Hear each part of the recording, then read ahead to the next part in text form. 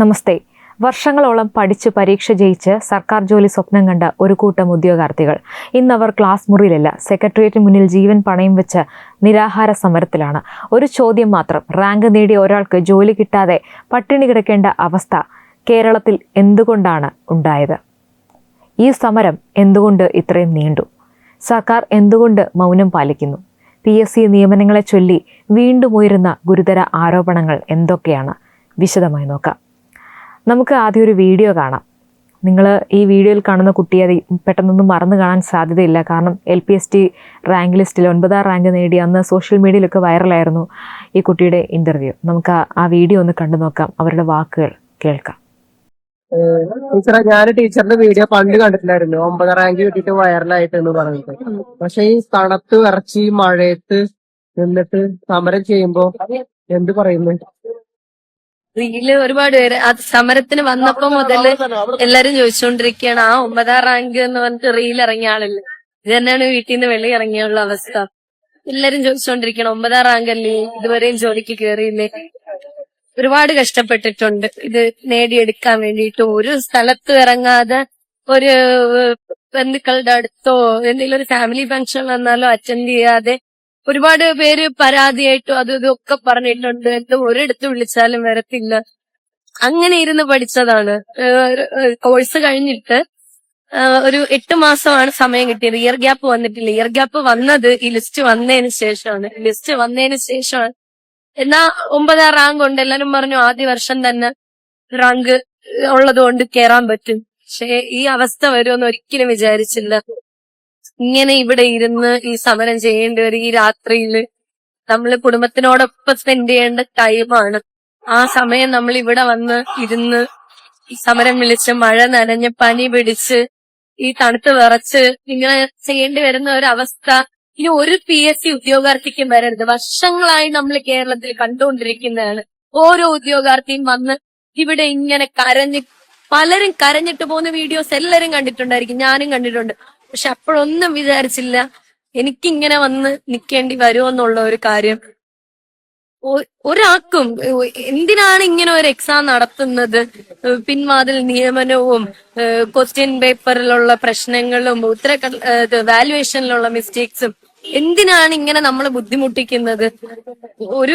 ഒരു മനുഷ്യന്, എല്ലാരും മനുഷ്യരല്ലേ, നമുക്കും കുടുംബവും എല്ലാം ഉള്ളതാണ്.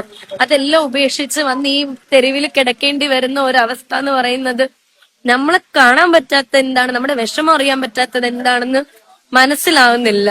ഓരോ യങ്സ്റ്റേഴ്സ്, നിങ്ങളെല്ലാരും ഇതിനു വേണ്ടിയിട്ട് ശ്രമിക്കുന്നവരൊക്കെ ഒരുപാട് പേര് കാണും. അവരെല്ലാരും ഇതിനു വേണ്ടി പ്രതിഷേധിക്കണം.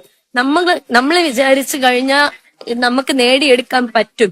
ഓരോ DLED BEd വിദ്യാർത്ഥികള് ഇതിനു വേണ്ടി നിങ്ങൾക്കും ഇനി ഇതുപോലെ വന്ന് തെരുവിൽ കിടക്കേണ്ട അവസ്ഥ വരണോ? വേണ്ട, നമുക്കിനി വയ്യ. ഇനി ഇതല്ല നമുക്ക് വേണ്ടത്. നമുക്ക് നമ്മുടെ പ്രതീക്ഷകൾക്കനുസരിച്ച് നമുക്ക് നല്ല ജോലി, നമ്മുടെ സ്കൂളിലെ കുട്ടികളോട് സ്പെൻഡ് ചെയ്യേണ്ട ടൈം നമുക്ക് കിട്ടണം. നമുക്കത് വേണം. ഇനി എന്ത് ചെയ്യണോന്ന് അറിയില്ല. ഇതിൽ കൂടുതൽ എന്ത് ചെയ്യാനാണ് അറിയില്ല ഞങ്ങക്ക്. ശീർഷകത്തിലേക്ക് ഇഴഞ്ഞു കയറുന്ന പാറ്റകളുടെ ഉന്മാദങ്ങളില്ല. താരസന്തതികളുടെയും അഭ്രപാളി സെലിബ്രിറ്റികളുടെയും പിന്തുണയില്ല. അഭിജിത്തും ഐഷയുമില്ല. രാഹുൽ പ്രിയങ്ക ആവേശങ്ങളില്ല. ഫ്ലൈറ്റ് ടിക്കറ്റ് ഓഫറുകളില്ല. സമരപ്പന്തലിന് മുന്നിൽ നിരനിരയായി ഫുഡ് ഡെലിവറി വാഹനങ്ങളില്ല. ദേശീയ ഭാഷയിലും ആംഗലേയത്തിലുമുള്ള അർത്ഥജ്ഞാനത്തിലെ ബ്രിട്ടാസങ്ങളില്ല. സമരവിജയ നിശ പാർട്ടിയുടെ നൃത്താലസ്യങ്ങളില്ല. ഇവരുടെ കണ്ണീർ തുടയ്ക്കാൻ ആരുമില്ല.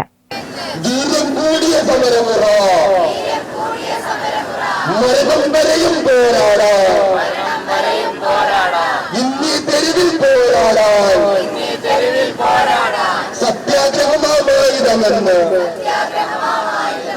വീണ്ടും ഞങ്ങളെടുക്കുന്നു. ഞങ്ങൾക്കായി സർവം സഹനം നിന്നവരെ ഉദിച്ചുയരും പൊൻപുലരെ,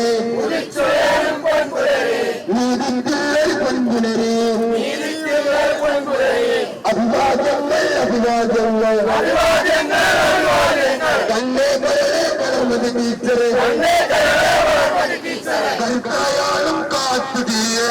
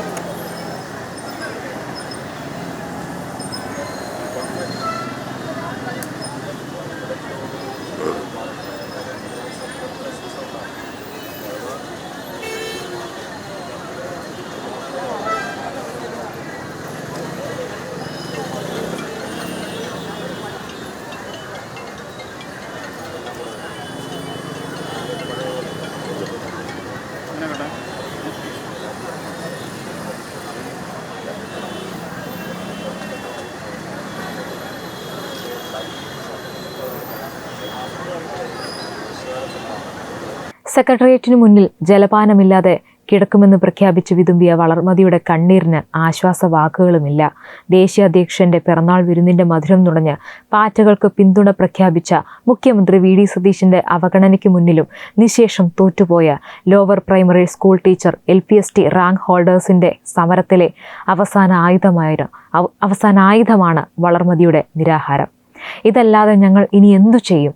സമരപ്പന്തലിൽ പിന്തുണ അറിയിക്കാനെത്തിയ BJP സംസ്ഥാന ജനറൽ സെക്രട്ടറി ശോഭാ സുരേന്ദ്രന്റെ കൈകൾ ചേർത്തുപിടിച്ച് സമരസമിതി സെക്രട്ടറി കൂടിയായിട്ടുള്ള വളർമതി വിതുമ്പുകയായിരുന്നു. LPST ഉദ്യോഗാർത്ഥികളുടെ സമരത്തിന് BJP പൂർണ്ണ പിന്തുണ നൽകുന്നതായി ശോഭാ സുരേന്ദ്രൻ പറഞ്ഞു. ഇന്നു മുതൽ നിരാഹാര സത്യാഗ്രഹം ആരംഭിക്കുമെന്ന് ചെണ്ടകൊട്ടി വിളംബരം ചെയ്തു. കഴിഞ്ഞ 25 ദിവസമായി സെക്രട്ടേറിയറ്റിന് മുന്നിൽ സമരം തുടരുകയാണ് അവർ. മുഖ്യമന്ത്രിയുമായും മന്ത്രി N. ഷംസുദ്ദീനുമായും ഉദ്യോഗാർത്ഥികൾ നടത്തിയ ചർച്ച പരാജയപ്പെട്ടിരുന്നു. 2 മാസത്തെ സാവകാശം വേണമെന്ന് മന്ത്രി ആവശ്യപ്പെട്ടു. നിയമന കാര്യത്തിൽ ഉറപ്പ് പറയില്ലെന്ന് V.D. സതീശനും അറിയിച്ചു. എന്നാൽ സെക്രട്ടേറിയറ്റിന് മുന്നിൽ LPST റാങ്ക് ഹോൾഡേഴ്സ് നടത്തുന്ന പ്രതിഷേധ സമരം ഇന്നലെ 27 ദിവസം പിന്നിട്ടിരുന്നു. ഇതിനിടെ നിരാഹാരമിരിക്കുന്ന വളർമതിയുടെ ആരോഗ്യനില വഷളായി തുടങ്ങി. സംസാരിക്കാനാവാത്ത വിധം അവർ അവശയാണ്. സമരം ശക്തമാക്കുന്നതിന്റെ ഭാഗമായി ആരംഭിച്ച നിരാഹാര സമരവും 3 ദിവസം പിന്നിട്ടു. സർക്കാർ ഇനിയും സമരക്കാരുമായി ചർച്ച നടത്തി പ്രശ്നങ്ങൾക്ക് പരിഹാരം കാണാൻ തയ്യാറാകുന്നില്ല. നിരാഹാരം കിടക്കുന്ന സമരസമിതി സെക്രട്ടറിയുടെ ആരോഗ്യനില വഷളായി തുടങ്ങിയിരിക്കുന്നു. BP ലെവൽ ഉയരുകയും സംസാരിക്കാനാവാത്ത വിധം അവർ അവശനിലയിലുമാണ്. അധ്യാപക വിദ്യാർത്ഥി അനുപാതം പുനഃക്രമീകരിക്കണമെന്നും റാങ്ക് ലിസ്റ്റിൽ നിന്നുള്ള നിയമനം വൈകുന്നതിലും പ്രതിഷേധിച്ചാണ് സെക്രട്ടേറിയറ്റിന് മുന്നിൽ നടത്തിവന്ന പ്രതിഷേധ സമരം ഇന്ന് 28ാം ദിവസമായിരിക്കുന്നത്. സമരം ശക്തമാക്കുന്നതിന്റെ ഭാഗമായി ആരംഭിച്ച നിരാഹാര സമരം ഇത്രയും ദിവസം പിന്നിട്ടിട്ടും സമരക്കാരുമായി ചർച്ച നടത്താനോ പ്രശ്നം പരിഹരിക്കാനോ സർക്കാർ ശ്രമിക്കുന്നില്ല. 2 കുട്ടികളുടെ അമ്മയായ വളർമതി തുടക്കം മുതൽ സമരംപൊത്താണ്.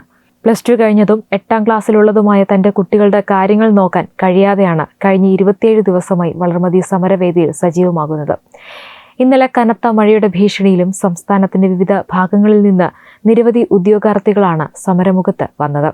സമരവേദിയിൽ നിന്നും ദിവസവും ഉയരുന്ന രഘുപതി രാഘവ രാജാറാം എന്ന ഭജന കേട്ടെങ്കിലും മഹാത്മാഗാന്ധിയുടെ പിന്മുറക്കാരെന്ന് പറയുന്നവർ നേതൃത്വം കൊടുക്കുന്ന സർക്കാരിന്റെ കണ്ണു തുറക്കുമോ എന്നാണ് ഇനി അറിയേണ്ടത്.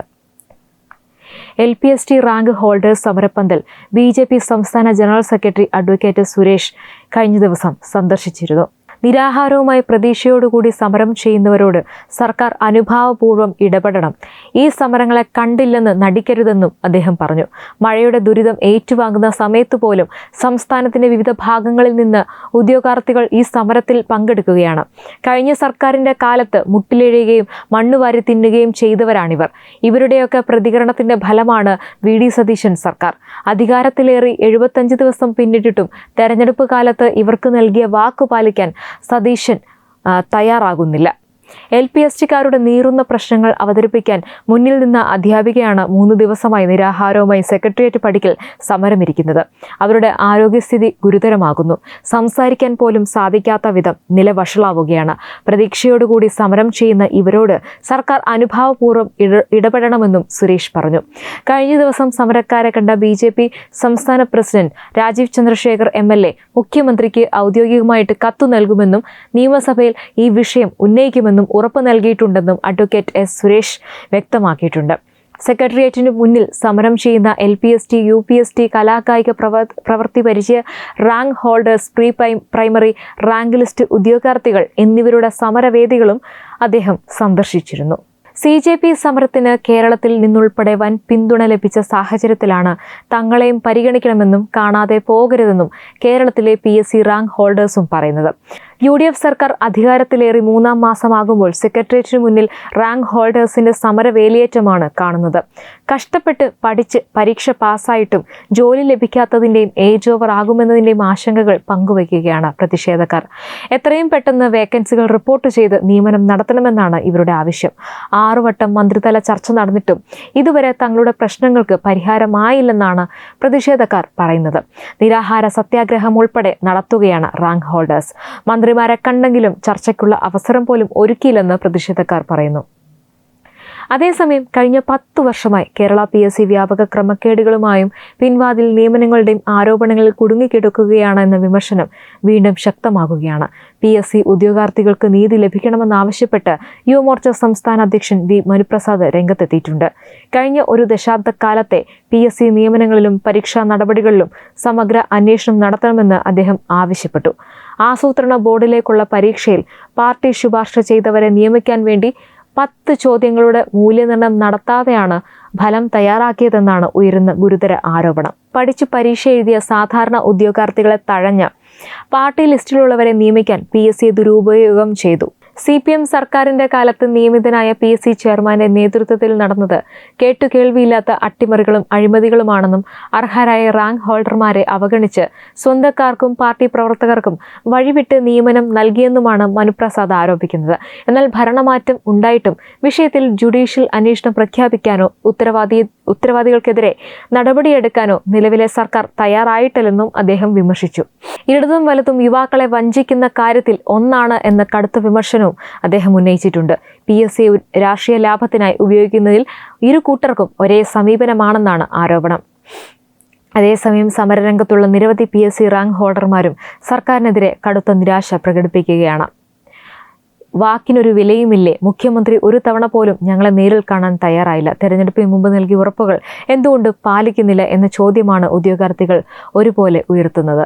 മുഖ്യമന്ത്രി ആയാലും പ്രതിപക്ഷ നേതാവായാലും യുവാക്കൾക്ക് നൽകിയ വാഗ്ദാനങ്ങൾ പാലിക്കണമെന്നും സമരക്കാരുമായും ചർച്ച നടത്തണമെന്നും ഒഴിവുകൾ റിപ്പോർട്ട് ചെയ്ത് അർഹരായ റാങ്ക് ഹോൾഡർമാർക്ക് നിയമനം നൽകണമെന്നും അവർ ആവശ്യപ്പെടുന്നു.